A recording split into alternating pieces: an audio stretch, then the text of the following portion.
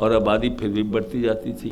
ابھی اخبار میں آج ہی تھا کہ وہ اس بات کے شاہد تھے کہ آج سے 50 سال پہلے نہ تو تربیت یافتہ دائیاں تھیں، نہ تربیت یافتہ نرسیں تھیں، نہ زچہ بچہ کے مراکز تھے۔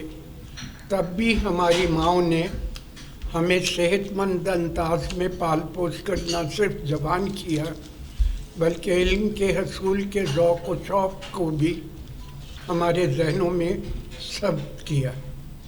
اس کے علاوہ ان دنوں کے خاندانی منصوبہ بندی اور سینہ بہ سینہ منتقل ہونے والے علم اور متعلقہ شعبوں کی منتقل ہوئی مہارتوں کا بھی بہت دخل ہے۔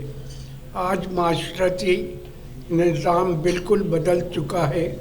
اب خاندانی بندھن کمزور سے کمزور ہوتے چلے جا رہے ہیں۔ پہلے مائیں اپنا دودھ پلاتی تھیں، خود بخود وقفہ خاندانی منصوبہ بندی کا ہوتا چلا جاتا تھا۔ اب جو ہے ڈبے کے دودھ کی وجہ سے آبادی بڑھ رہی ہے۔ ماں اور نوزائیدہ بچے کی نگہداشت اور صحت مند رہنے کے لیے بنیادی باتوں کی تشہیر نہیں کی جا رہی۔ آج کل کوئی کام ایسا نہیں دکھائی دے رہا جہاں پہ کہ ہونے والے شادی شدہ جوڑوں کو یا کہ پریگننٹ کو صحیح طور پہ بتایا جائے کہ اسے کیا کھانا ہے، کیا نہیں کھانا، کیا کام کرنا ہے، کیسے اپنی نگہداشت اس وقت کرنی ہے اور آنے والے بچے کی کس طرح سے دیکھ بھال کرنی ہے۔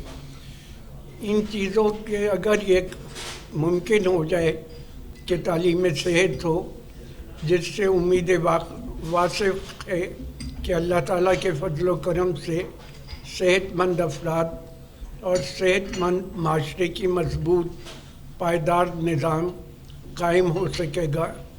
یہ کام صرف حکومت کا نہیں ہے، اس کے ساتھ دوا ساز کمپنیوں کو بھی جو ہے حصہ ڈالنا ہوگا اس کی تشہیر میں، اور اس کے ساتھ ساتھ جتنے بھی فلاحی ادارے ہیں جو کہ نام کو تو صحت کے لیے کام کرتے ہیں لیکن کوئی ایسا مجھے آج تک صحت والا فلاحی ادارہ نہیں دکھائی دیا جس نے ان باتوں کی تشہیر کی ہو کہ کس طرح سے زچہ بچہ کو صحت مند رہنا ہے اور کس طرح سے ماں اپنا دودھ اگر پلائے گی تو قدرتی طور پہ منصوبہ بندی ہوتی جائے گی اور فاصلہ ہوتا جائے گا۔